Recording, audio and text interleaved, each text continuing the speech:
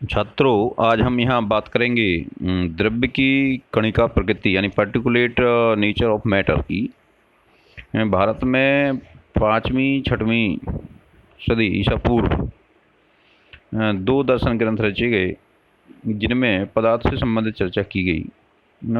पहला है वैशेषिक दर्शन जो महर्षि कणाद द्वारा दिया गया, और दूसरा है न्याय दर्शन जो गौतम जी द्वारा दिया गया।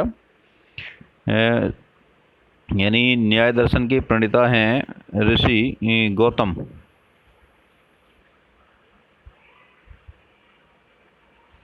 भारत में जो 6 दर्शन हैं उनमें से ये 2 दर्शन हैं।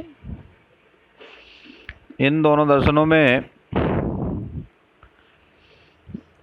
बहुत सारे सूत्र एक जैसे हैं। तो कणाद ने पदार्थों के 6 प्रकार बताए हैं: द्रव्य, गुण, कर्म, सामान्य, विशेष और समवाय। फिर उन्होंने द्रव्य के 9 प्रकार बताए हैं: पृथ्वी, जल जिसको आपो बोला, तेज यानी अग्नि, वायु और आकाश को खा बोला उन्होंने, काल यानी समय, दिक् यानी दिशा, आत्मा और मन। इस तरह से द्रव्य के 9 प्रकार बताए। इनमें से 5 तो पंच महाभूत हैं यानी पृथ्वी, जल, अग्नि, वायु और आकाश। और 6 में 7 में दिक् और काल हैं यानी दिशा और समय। 8 में 9 में मन और आत्मा। ये इन्होंने कणाद ने बताए। वैशेषिक दर्शन में अणु शब्द का कई बार प्रयोग किया गया। इसका अर्थ होता है अत्यंत छोटा, यानी भगवान को उनने अडोरणीयान यानी ब्रह्म को उनने सूक्ष्म से भी सूक्ष्म माना है। उन्होंने भी बताया है कि परमाणु अप्रत्यक्ष है, अर्थात दिखाई नहीं देता, यानी इतना छोटा है वो मनुष्य की ज्ञानेंद्रिय देखना संभव नहीं है। परमाणु को उन्होंने अखंड यानी निरावयव बताया है, यानी जिसको तोड़ा ना जा सके। और जो 4 महाभूत हैं इनके अपने अपने गुण उन्होंने बताए हैं। जैसे जल में रस का गुण है, अग्नि के परमाणु में रूप का गुण है, वायु के परमाणु में स्पर्श का गुण है तथा पृथ्वी के परमाणु में गंध का गुण पाया जाता है।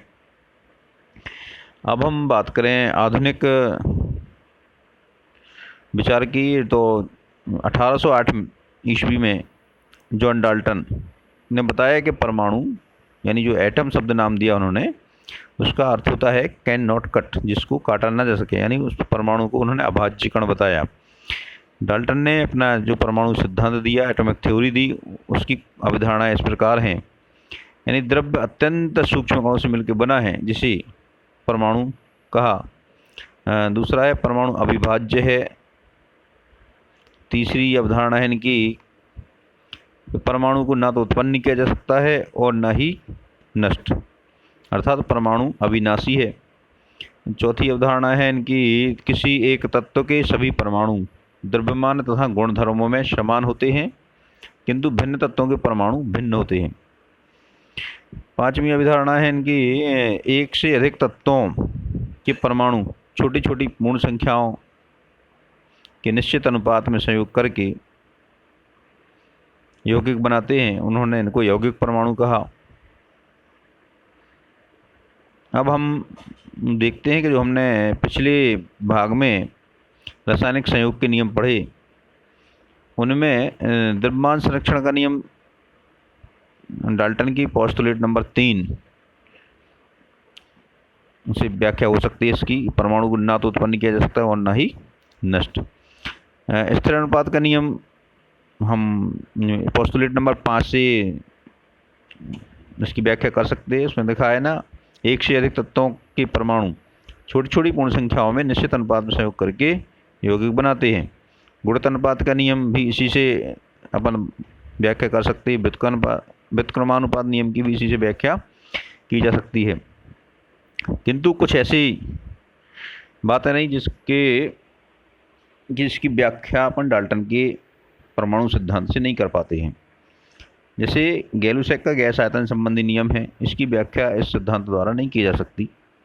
इसमें यह भी नहीं बताया जा सकता कि परमाणु संयोग करते क्यों हैं। परमाणुओं, जो अलग अलग तत्वों के परमाणु भिन्न बताए हैं, उन्होंने ये नहीं बताया कि इनकी भिन्नता का कारण क्या है। और उन्होंने परमाणुओं के मध्य लगने वाले बल जो यौगिक या अणु को बांधे रखते हैं, ये चीज़ें इनसे नहीं समझा पाई।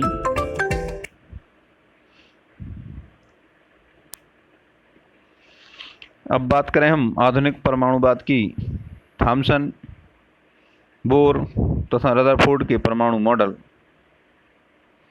के बाद अब परमाणुवाद के मुख्य बिंदु इस प्रकार हैं, यानी परमाणुवाद की प्रकृति बदल गई है।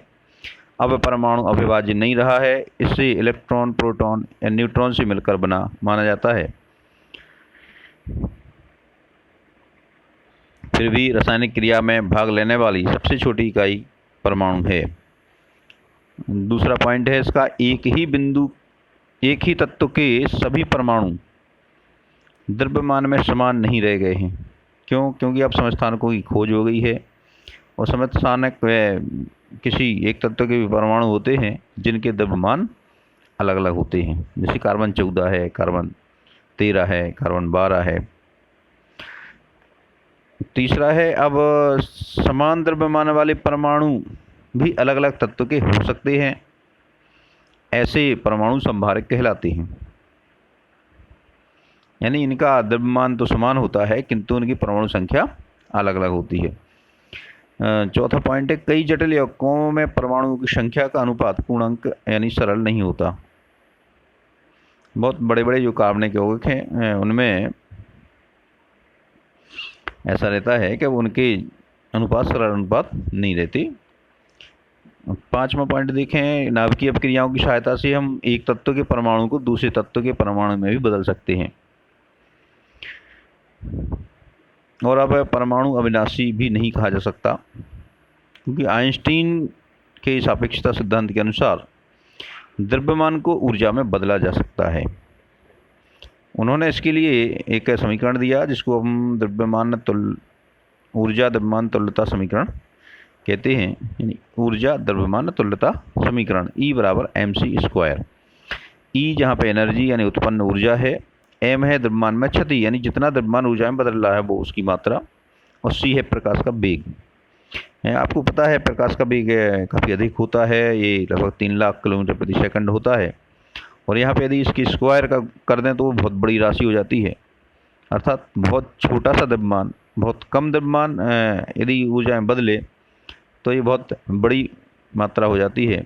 आप इसका एग्जाम्पल परमाणु बम या हाइड्रोजन बम में देख सकते हैं कि छोटा सा बम बहुत अधिक ऊर्जा मुक्त करता है। आइए अब हम बात करें एवोगैड्रो की परिकल्पना की। एवोगैड्रो की परिकल्पना ने रसायन के अध्ययन में बहुत अधिक क्रांति ला दी, क्योंकि अभी तक जो परमाणु अणु हैं वास्तव में बहुत छोटे हैं। इनको प्रत्यक्ष विधियों द्वारा ना तो इनका द्रव्यमान मापा जा सकता है और ना ही इनकी जो मात्रात्मक गणनाएं हैं वो की जा सकती हैं। इसके लिए एवोगैड्रो ने बहुत अच्छा आधार प्रस्तुत किया, उसके आधार पर ही बहुत सारी चीज़ें संभव हो पाई। पहले अपन परिकल्पना देखें। उन्होंने परिकल्पना दी थी कि समान ताप और दाब पर सभी गैसों की समान आयतन में अणुओं की संख्या समान होनी चाहिए, ये उनकी कल्पना थी। उदाहरण देखें अपन, अगर दो हाइड्रोजन अणु और एक ऑक्सीजन अणु मिलकर के 2 पानी के अणु बनाती है। जैसे यहाँ आप देखें, हाइड्रोजन के एक डिब्बे में, एक बॉक्स में हमने एक हाइड्रोजन के 1 2 3 4 5 6 अणु लिए हैं, ऑक्सीजन के भी 6 अणु लिए हैं, 1 2 3 4 5 6, यानी 2 हाइड्रोजन के बॉक्स देख रहे हैं आप, एक ऑक्सीजन का बॉक्स देख रहे हैं। इनसे मिलकर के जल के 12 अणु बने हुए हैं। तो एवोगैड्रो की परिकल्पना ये है कि 2 आयतन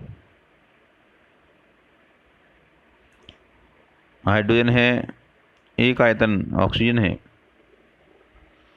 तो इन समान आयतनों में अणुओं की संख्या आपकी समान है, सब में 6 6 है, और जल का आयतन दोगुना है इसलिए इसमें 12 है।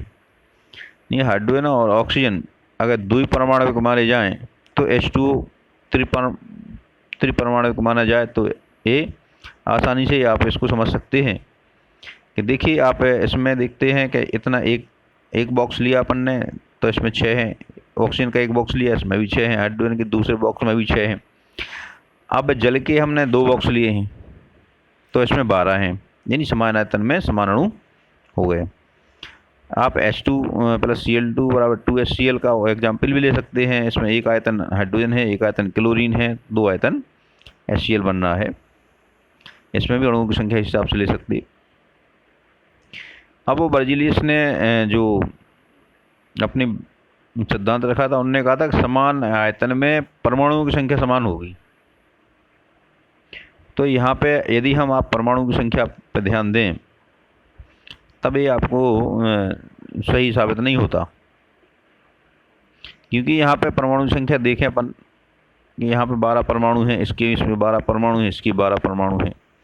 जल के 2 आयतन में अपन देखते हैं तो कितने परमाणु हो जाते हैं जी, 12 × 36, यानी एक बॉक्स में 18 परमाणु हो गए।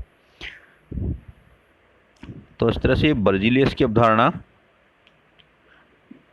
ठीक नहीं है। ये अवधारणा एवोगैड्रो की परिकल्पना सही है, वो स्पष्ट होती है। तो इसमें अणुओं की धारणा मान्य की गई और परमाणुओं वाली बर्जीलियस की धारणा अमान्य कर दी गई।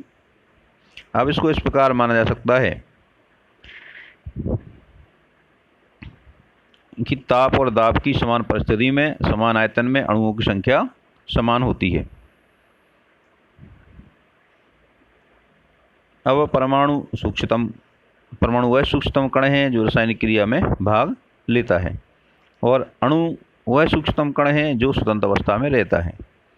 यानी परमाणु स्वतंत्र अवस्था में नहीं रह पाता, ये अणु के रूप में ही रहता है, चाहे वो एक परमाणु अणु हो जो कि उत्कृष्ट गैसों में पाए जाते हैं, चाहे 2 परमाणु हो, कई 3 परमाणु भी पाए जाते हैं, 4 परमाणु भी पाए जाते हैं।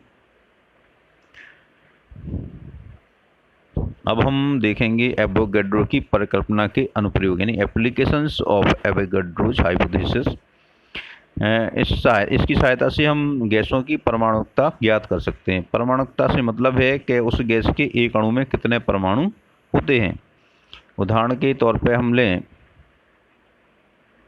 कि ऑक्सीजन के एक अणु में 2 परमाणु होते हैं, तो ऑक्सीजन की परमाणुकता कितनी हो जाएगी, 2। अब यहाँ पे समझें कैसे निकालते हैं।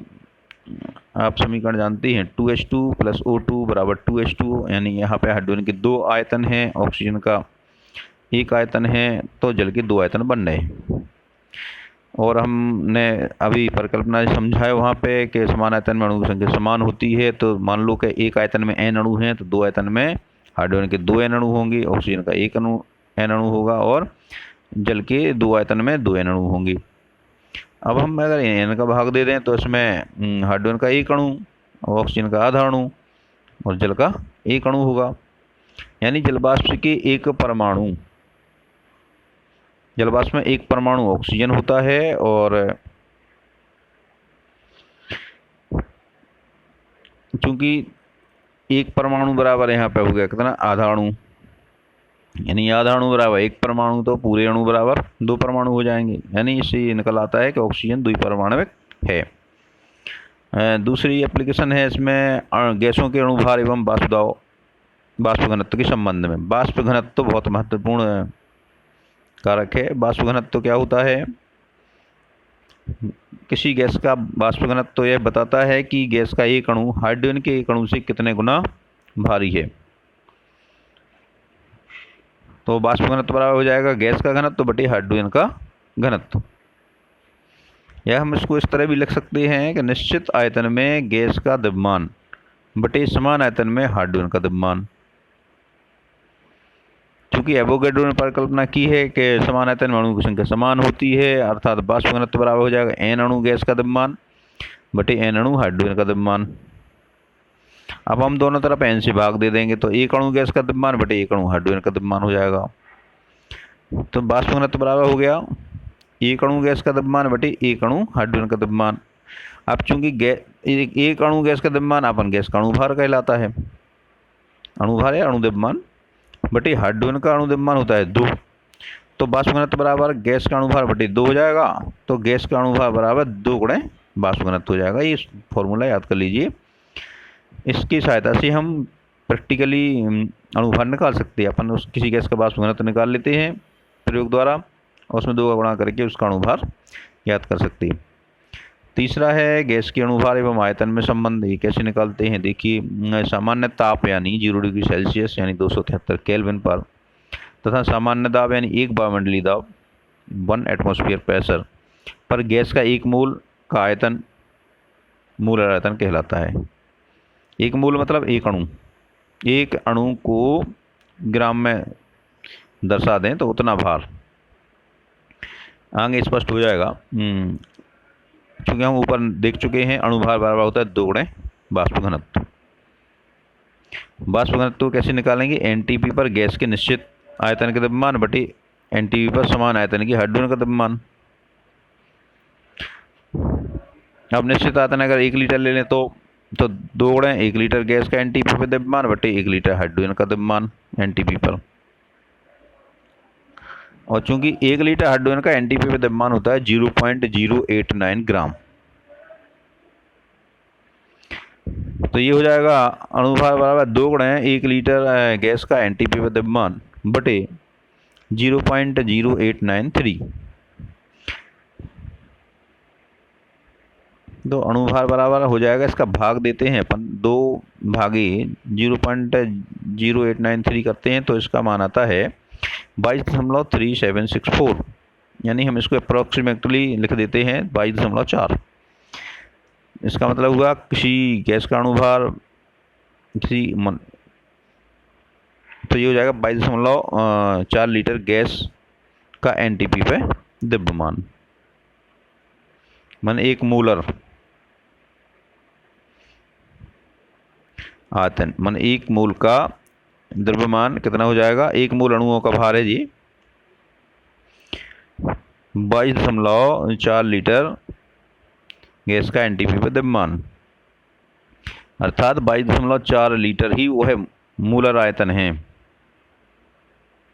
यानी हम इस तरह भी बोल सकते हैं इसको कि एनटीपी पर 1 मोल गैस का आयतन 22.4 लीटर होता है। यदि हम अणुभार को हम ग्राम में व्यक्त कर दें तो उतनी गैस का आयतन 22.4 लीटर होगा यदि हम उसको एनटीपी पर मापेंगे तब।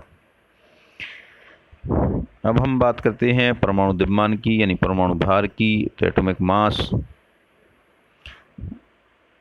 परमाणु अत्यंत छोटे होते हैं और द्रव्यमान में भी बहुत कम होते हैं, इसलिए इनका द्रव्यमान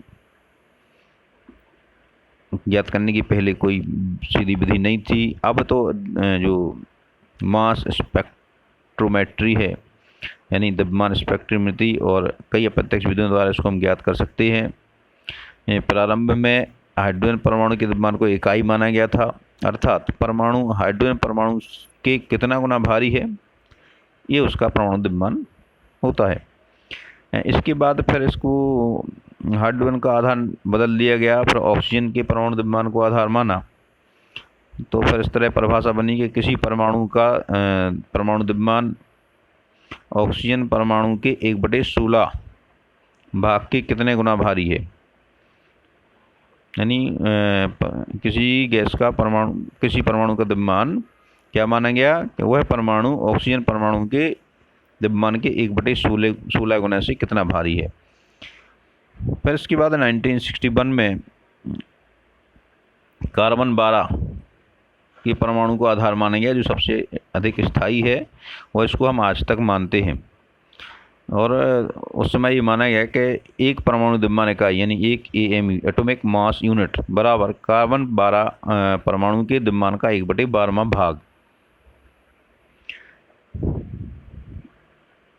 यानी किसी परमाणु का परमाणु द्रव्यमान वह परमाणु कार्बन 12 परमाणु के द्रव्यमान के 1/12वें भाग से कितना गुना भारी है। AMU को हम 1 डाल्टन भी कहते हैं। 1 डाल्टन इसका मान होता है 1.66056 से × 10⁻24 ग्राम। एक परमाणु द्रव्यमान इकाई बराबर 1.6656 गुणा 10⁻24 ग्राम।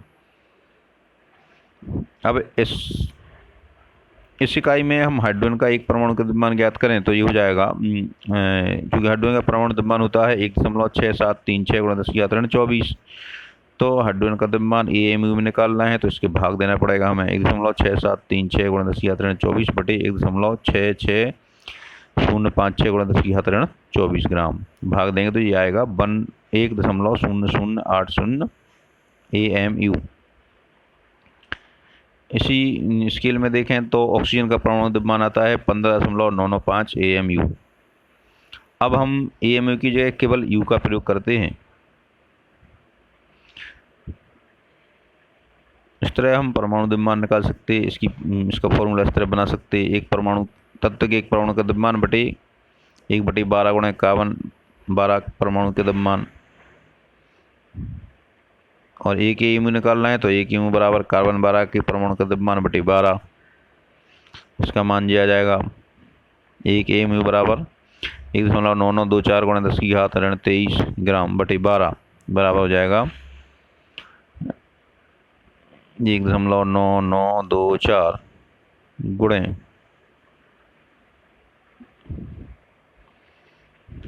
जे इधर है गुणे 10⁻26 ग्राम। यही 12 का भाग देंगे, देख लेना भाग देखिए।